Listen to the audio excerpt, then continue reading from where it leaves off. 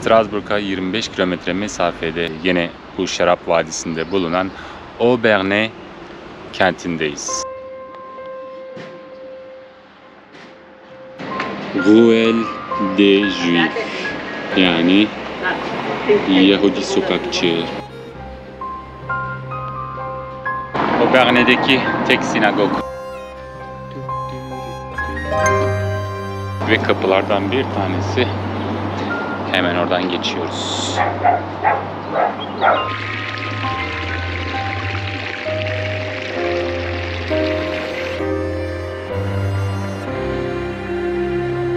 Hani öldünüz, gömüldünüz, sonsuza kadar burası size ait. Yok öyle bir şey. 15-20 yıl sonra kontratınız bittiğinde belediye size bir kağıt gönderiyor. Burası da mezarlık içerisinde genç kız şapeli. Zaten yeni mezarların hepsi Fransızdır. Eskiler genelde Almandır. Şu güzelliğe bakın. Qu'est-ce? İster fare olsun, ister sıçan olsun, ister kedi, ister köpek, yaşayan bir canlı, ona yardımcı olmak lazım. De rien, vous amenez où? Je vais l'emmener chez le béton.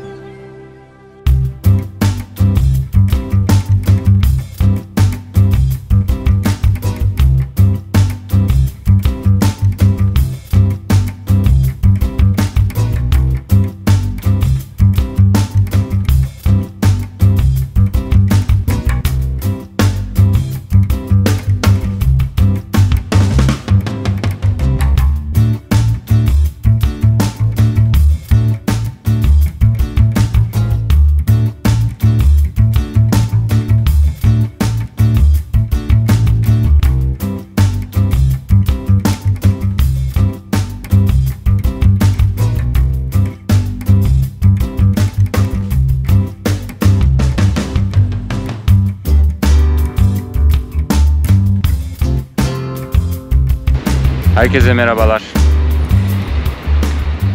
170 kilometrelik Şarap Vadisi, Şarap Yolu Alzas'ta. Güneyde Mulhouse şehrinin Tan köyünden başlayıp 170 kilometre devam edip Alzas'ın kuzeyi Almanya'ya da sınırı olan Wissembourg şehrinde son buluyor bu vadi. Ve şu anda Strasbourg'a 25 kilometre mesafede bulunan yine bu Şarap Vadisi'nde bulunan Aubernais kentindeyiz. Kasabasında. Onlar şehir diyorlar. Benim için kasaba. Havamız gördüğünüz gibi bulutlu, serin, Mayıs ortası. Türkiye'de bütün tarlalar, ovalar, dağlar, bayırlar, otlar sararmışken burada her şey yemyeşil şu anda. Evet, şimdi biraz Aubernais sokaklarına dalıyoruz ve burayı keşfediyoruz beraber.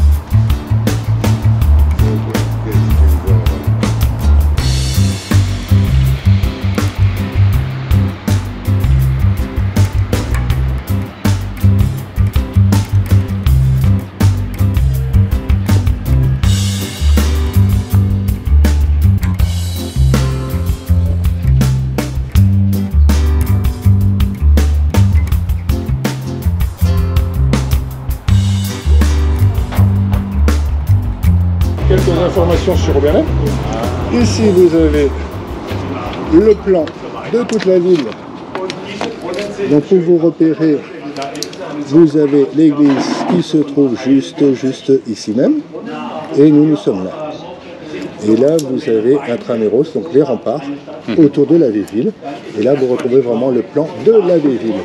Et donc, nous sommes ici même.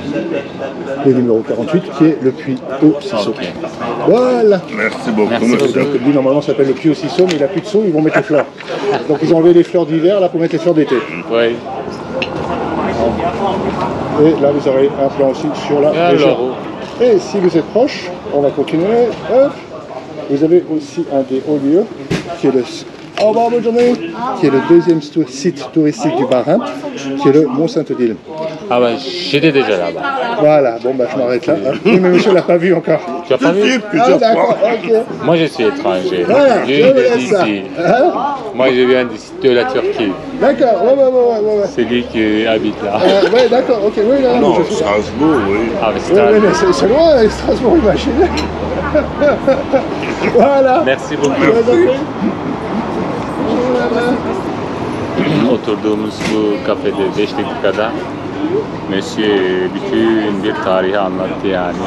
Hem bu çeşmenin hem Auberne'nin ya da Auberne'nin çevresindeki yerlerin kibar biriydi sağ olsun. Herkes açıklamaz yani bana ne der geçer ama beyefendi gayet kibar bir şekilde her şeyi açıkladı sağ olsun. Bu da az bulunur bu arada. Şimdi kafede ne yiyorum efendim? Bu bölgenin en meşhur turtalarından yaban mersinli turta. Ve benim olmazsa olmazım çayım yanımda her zaman.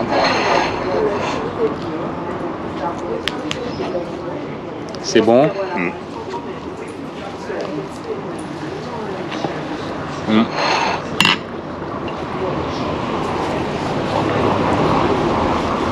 Bu turtaya bayılıyorum.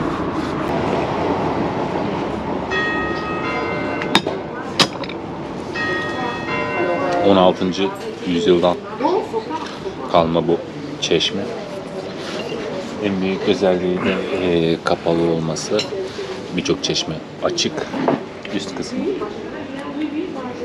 Buraya Altıkova çeşmesi diyorlar. Çünkü aynı anda 6 tane kovayla aşağıdan su çekilebiliyormuş zamanında. Şu anda tabii iç kısmı kapalı gördüğünüz gibi.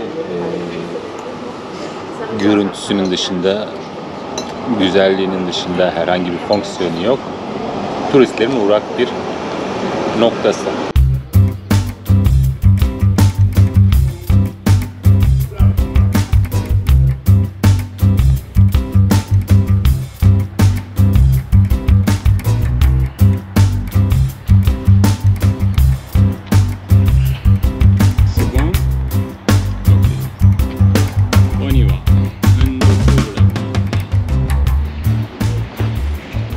Şimdi dikkat ederseniz tam şu noktada ortada en sol yukarıdaki pencereyle sağdakinin hemen ortasında altta bir de tam şu o binanın orta kısmında en sağdaki pencerenin hemen yanında 2 bir de 2 ve 3.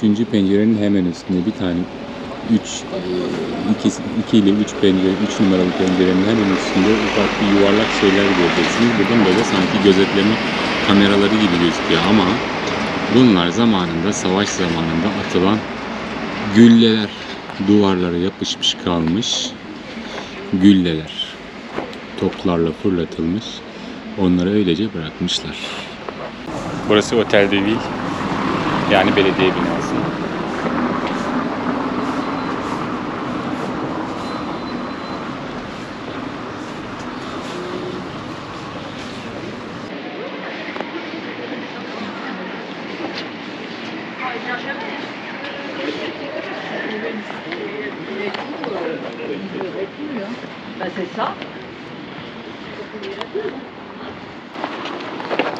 C'est beau ces petits coins.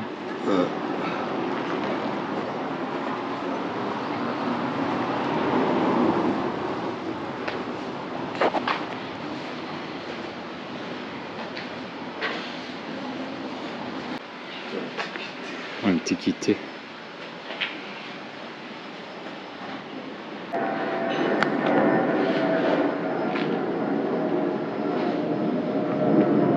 €7 tabaklar.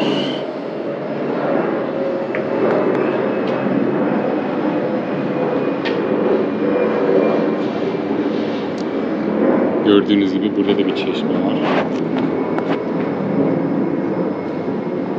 Eskiden kalma. Ve üstü kapalı değil diğeri gibi. Hala su var içinde.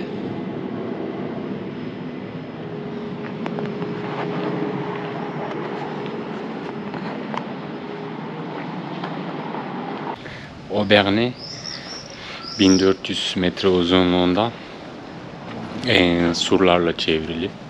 Eskişehir merkezi tabi. Ondan sonra tabi gelişiyor biraz daha. Çevrelere doğru biraz daha yayılıyor kasaba. Ama şehir merkezi 1400 metre uzunluğunda surlarla çevrili. 20 kadar kule varmış bu surlarda ve 4 tane giriş. Şehre giriş kapısı varmış. Her yer tipik Alsas evleriyle dolu. Dik çatılı evler. Bu ahşap ve balçıktan yapılma evlerle dolu bir kasaba. Sonradan üzerini tabii renklendiriyorlar bunları. Daha böyle şirin şirin oluyorlar. Minnak pencereler görüyorsunuz. Burası tabii soğuk memleket. Küçük pencere olunca soğuk içeriye çok fazla nüfuz etmiyor. Bundan dolayı küçük pencereler kullanıyorlar zamanında. Artık öyle değil tabii. Modern evler daha farklı. Leyleklere bakın. Bebelerini besliyor.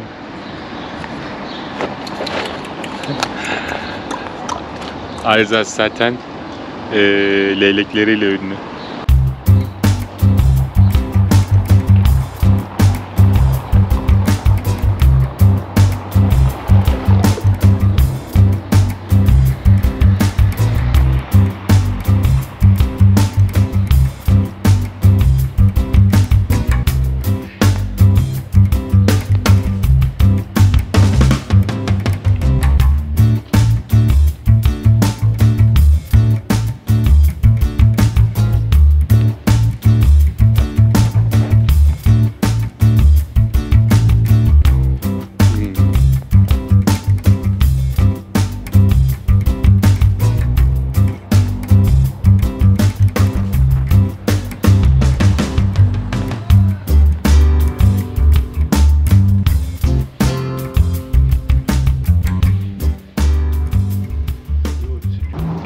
Bahçeciye girdik böyle.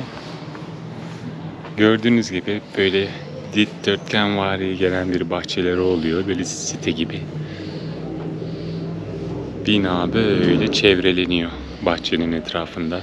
Balkonla devam ediyor. Oralardan geçiyorsunuz odalarınıza.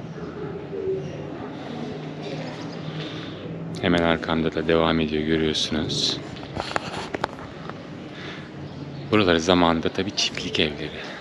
Şimdi şurayı da salon de thé, çay salonu. Bir şeyler yiyip içebileceğiniz, çay içebileceğiniz, kahve içebileceğiniz bir salona dönüştürmüşler. Mükemmel bir yer. Ve dışarıdaki araba gürültüsü de burada hissedilmiyor. Hani belki zamanında şu tarafta inekleri besliyorlardı. Kendileri bu tarafta yaşıyordu falan. Hani böyle bir yaşam alanı. Ve evin bahçesinde de bir su kuyusu burada.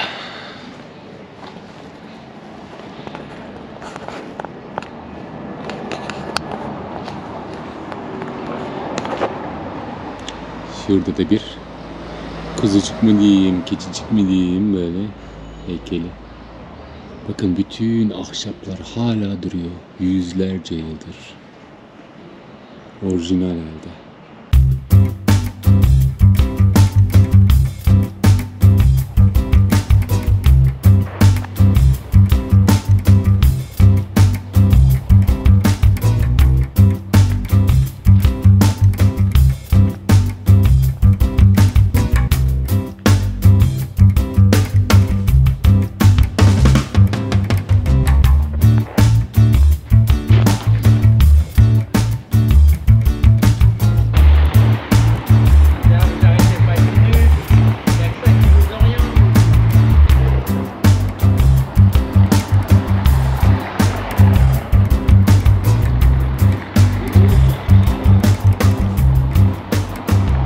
Berne'deki tek sinagog, Yahudi sinagogu.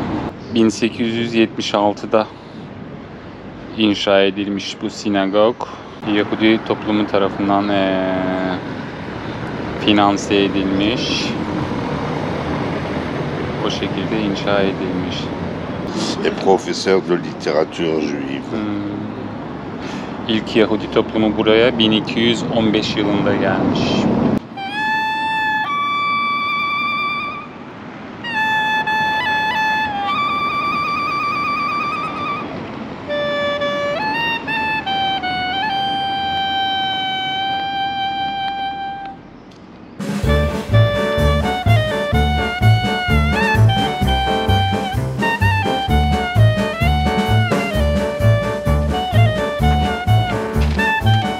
Ah, on était là. Tu voulais mettre la voiture là. Ouais.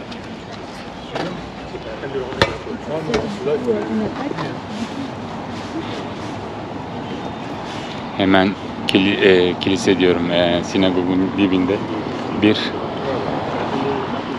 kek dükkanı var. Alzas bisküvileri, kekleri satılan bir mekan. Ve pendepis denen bu baharatlı kekleri ve ekmekleri.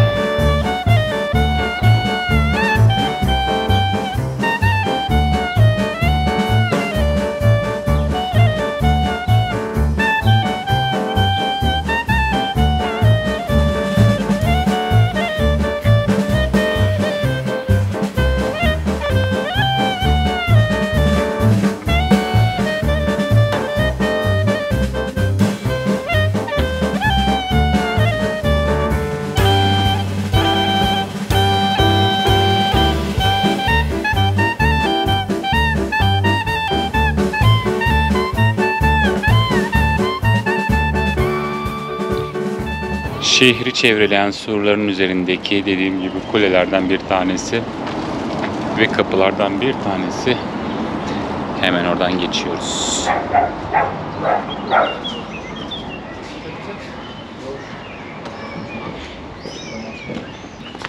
Sinagogun hemen arka tarafı şurada ve surlar, kuleler.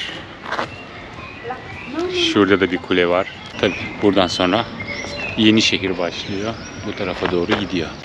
Portugal 1986.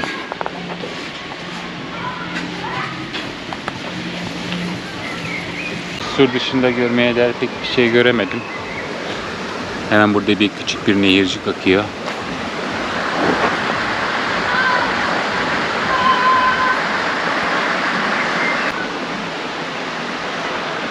Ve bu çiçekler deli dehşet kokuyor. Hemen bu tarafta bir ilkokul var. Bu tarafta pazar yeri ve saldefet, şu düğünlerin vesairelerin bir şeylerin yapıldığı, partilerin yapıldığı bir alan. Şimdi tekrar şehir merkezine.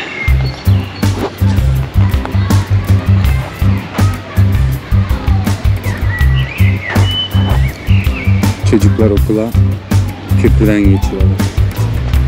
Köprüden geçerek gidiyorlar.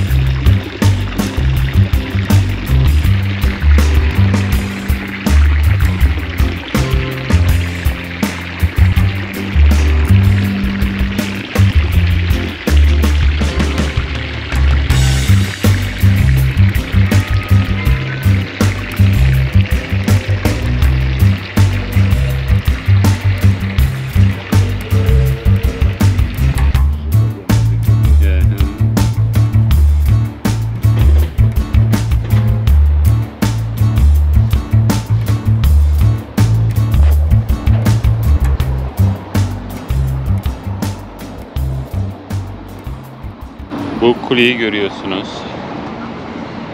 Kapellturm. Ça s'appelle le Kapellturm. Kapellturm. Kapellturm. Okuduğumuza göre ve gerçi restorandaki, kafedeki arkadaşımızın anlattığına göre burada gördüğünüz bu Kapellturm kulesi aslında bir kilisenin parçası.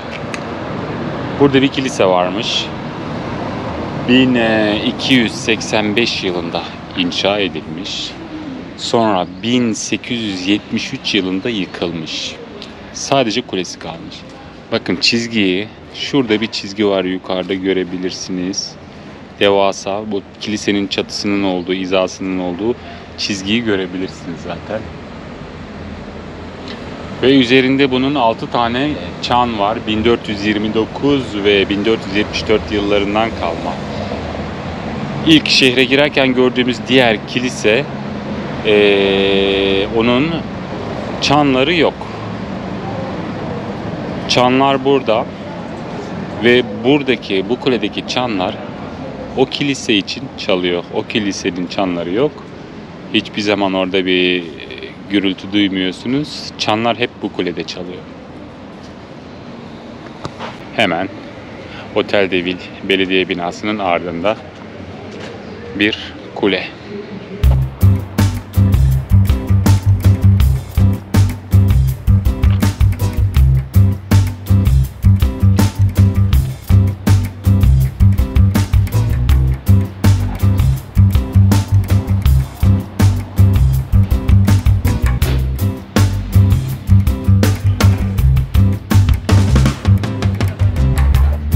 Ruelle des Juifs, yani Yahudi sokakçı.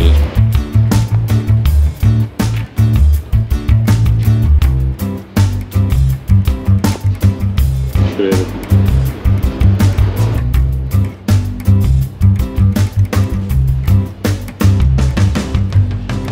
Yine her zaman olduğu gibi sokağın üzeri apartman dairesi geçişi.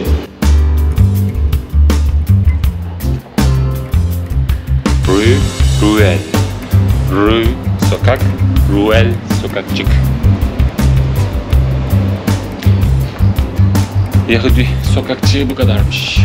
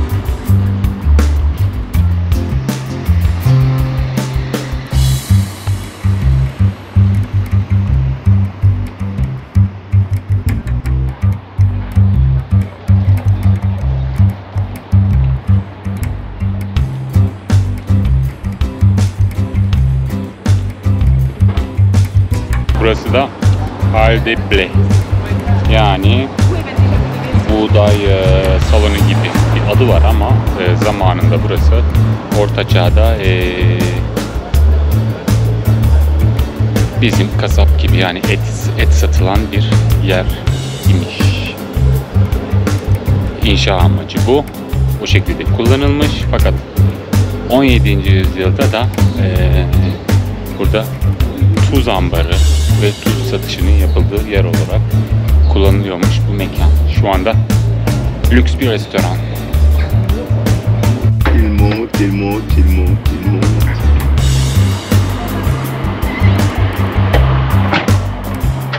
En arrière.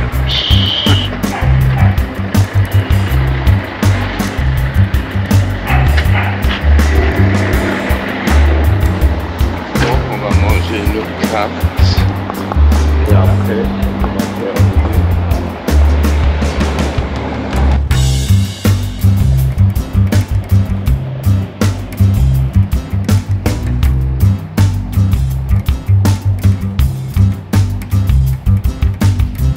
magie de Noël.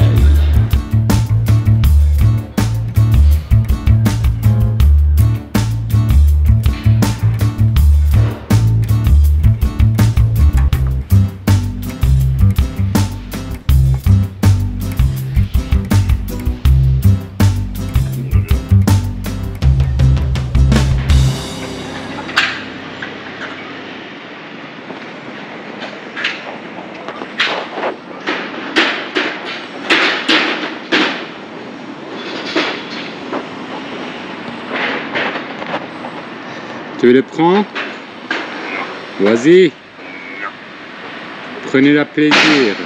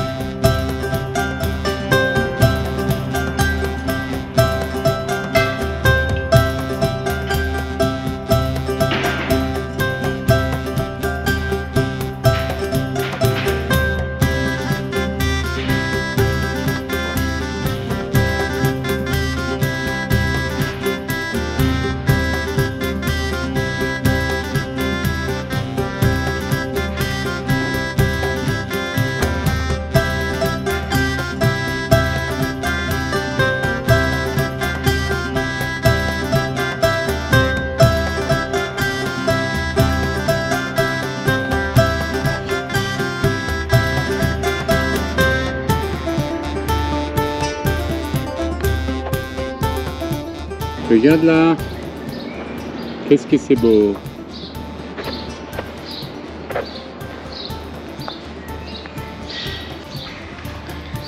Şu güzelliğe bakın.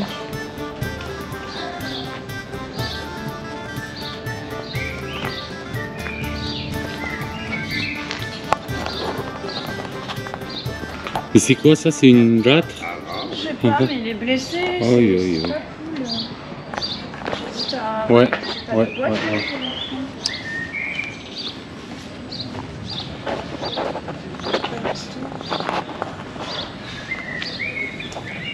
Qu'est-ce que tu as?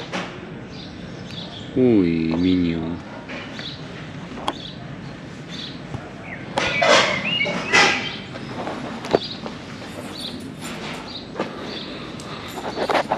Je vais essayer de prendre un truc. Ah. Aşkım, ne oldu sana? Hı? Fais pas peur. No.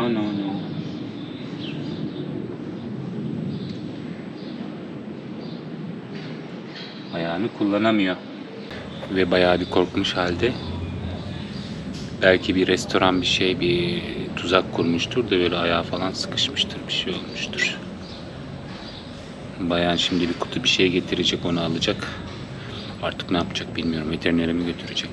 Dedi bir 2 dakika şey yapabilir misiniz? Gözleyin de bir yere kaçmasın şeklinde. Zaten saklanıyor, bir yere gidemiyor hayvan. Bayan kutu buldu, şimdi bunu alacak. Dedim bir şeyle, eldivenle falan alın ki en azından hastalık bir şeye bulaşmasın.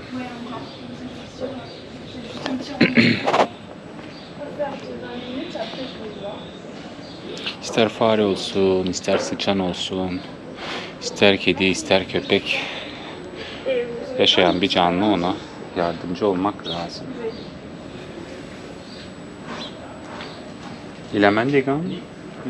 Ouais, c'est vrai que sans gants, et j'ai peur. Petit, viens. Non.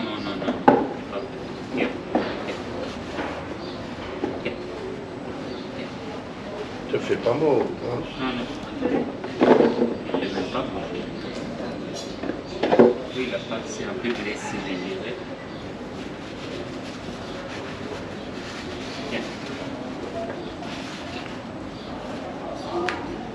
Je pourrais pas le faire.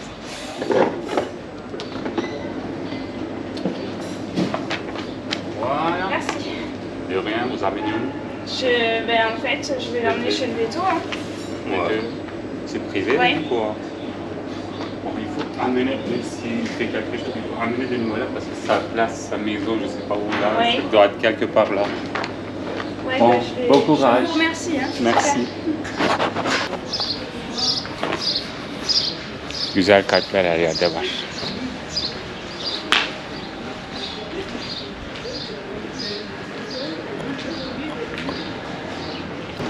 Saint Pierre et Paul Kilisesi'nin önündeyiz. Az önce de bahsettiğim çanları olmayan kilise. Monseigneur Frepper. Je sais pas c'est qui. C'est qui ça, Monseigneur? Kardinal. Küçük bir göz atalım kiliseye. Saint Pierre ve Paul Kilisesi. Hemen bahçesinde de bu yine küçük kulelerden bir tane var. Orijinal.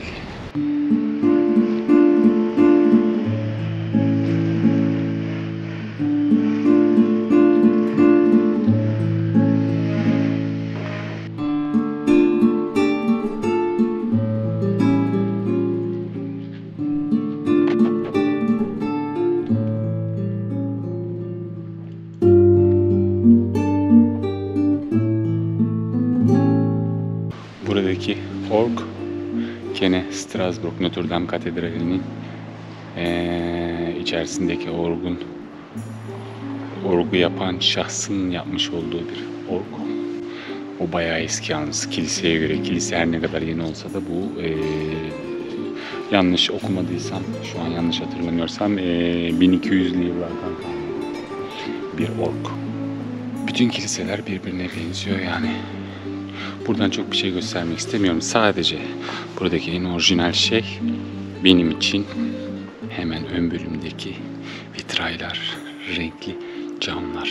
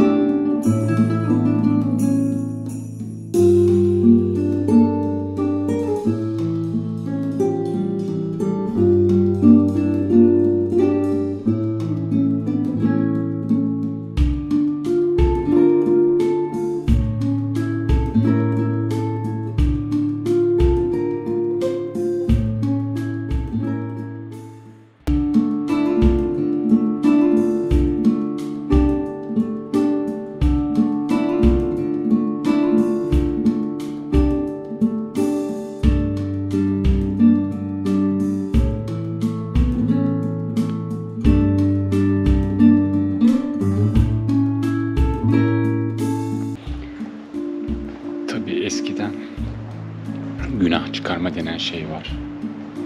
Bu odalar, ahşap odalar. Bir tarafta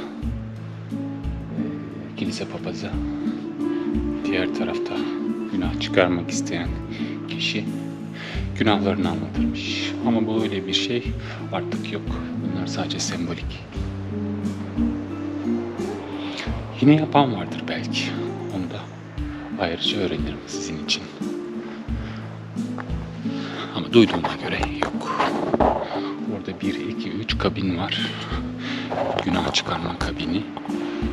Ve sağ tarafta da aynı şekilde 1, 2, 3 tane günah çıkarma kabini var.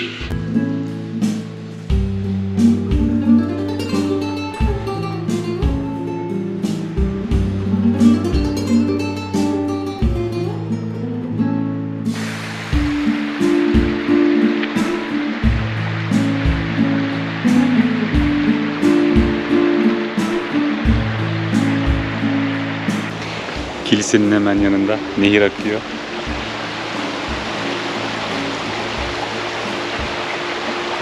Sesi çok hoş. Huzur verici. Ve hemen kilisenin ardında benim birçok defasında yaptığım gibi yeni bir yere gittiğimde, yeni bir kültüre girdiğimde mezarlık ziyareti. Hani büyük annem, büyük babam yatmıyor burada ama gene de ziyaret ediyorum. O kültürü tanımak adına. N'est-ce pas?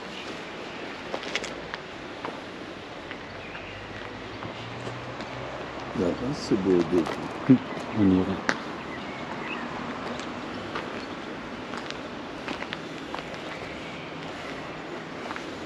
Ça c'est vieux. Eski bir mezar. Gördüğünüz gibi mezarlık tertemiz. Çöp yok, bir şey yok, ot yok. Tertemiz. Eski mezarları bırakıyorlar bu arada. Bunun tarihi 1836-1840 civarında. Eski mezarları anıtsal değeri olduğu için bırakıyorlar ama şöyle bir şey var burada. Bunların diğerlerinin hepsi yeni mezar. Yeni mezarlar hani öldünüz, gömüldünüz, sonsuza kadar burası size ait. Yok öyle bir şey. Aileniz 15 ya da 20 yıllığına buraları kiralıyor, bu mezarı. 15-20 yıl sonra kontratınız bittiğinde belediye size bir kağıt gönderiyor. Ve diyor ki kiralamaya devam edecek misiniz? Artık çocuğudur. Hani bir 15 yıl daha kiralar. Annesine, babasına, neyse artık kime değer veriyorsa burada yatan kişiye bir 15 yıl daha kiralar. Bir 15 yıl geçer gene, sonra belediye tekrar bir kağıt gönderir. Artık o da ölmüştür, belki torunu kalmıştır. Ondan sonra torunun artık çok da umurunda olmuyor. Yani boşu boşuna niye para vereyim moduna geçiliyor. Ondan sonra ne oluyor? Mezardaki kemikler alınıyor. Toplu şeyler var, mağaralar var. Böyle kemiklerin toplu olarak bulunduğu oralara götürülüyor. Ne oluyor ondan sonra boş mezar? Tekrar yeni bir ölü için kiralanıyor. Ve sistem, çark bu şekilde dönüyor.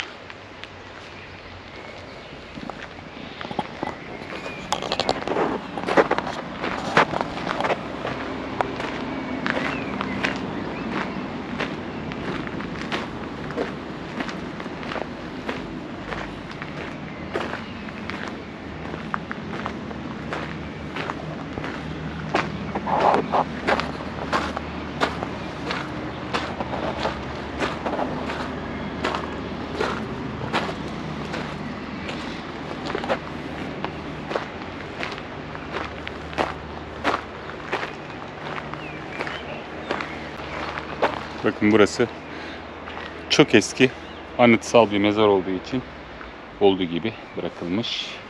Bunlarda kiralama olayı yok.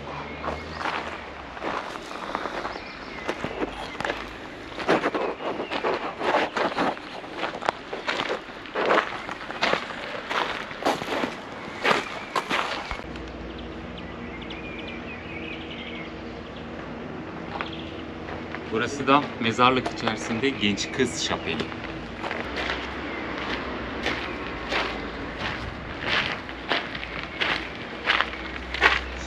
Ça a été fait en 1517, ça. C'est vrai? 1517. C'est classé monument historique.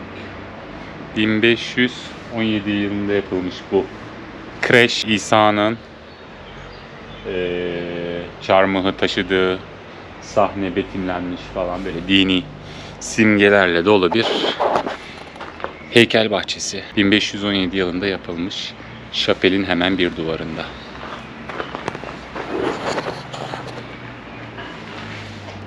Est-ce que c'est ouvert? Non. Maalesef kapalı. Ça marche encore allemand. Hein? Schmidt. Tabii Alsas tarihte öncesinde Almanlara ait olduğu için birçok eski binada Almanca yazılar görürsünüz. Famille Umbrecht, Alman bir aile mezarı. Zaten yeni mezarların hepsi Fransızdır. Eskiler genelde Almandır.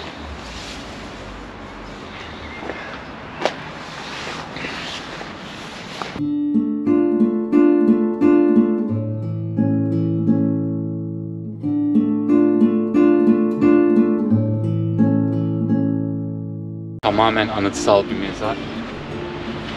şahıs. Tam okunmuyor, yapraklar var. Filip bir şey.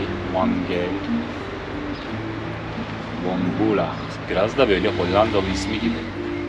1787 yılında doğmuş. 1843 yılında ölmüş.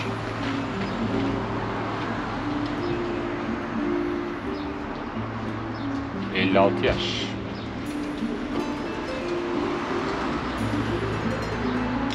Anıtsal bir mezar.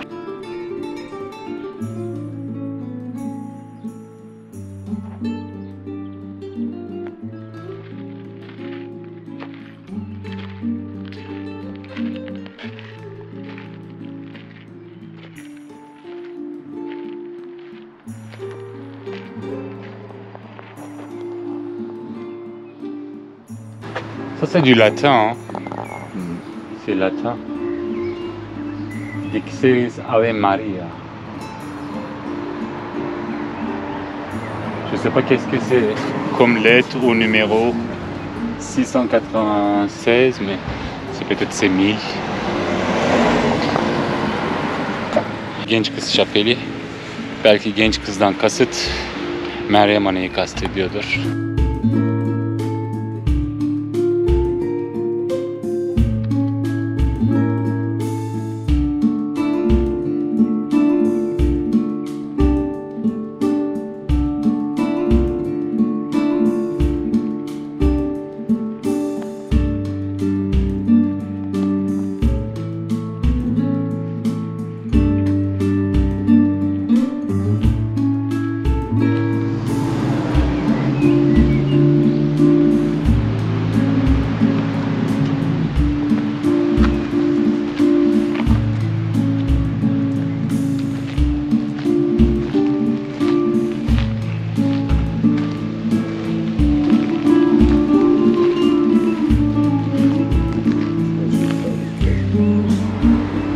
Güzel kasabaya, Obern'e veda ediyoruz. Şimdi buraya çok da uzak olmayan 3,5 kilometre uzaklıkta bir rahibe manastırı var. Oraya doğru yola çıkıyoruz.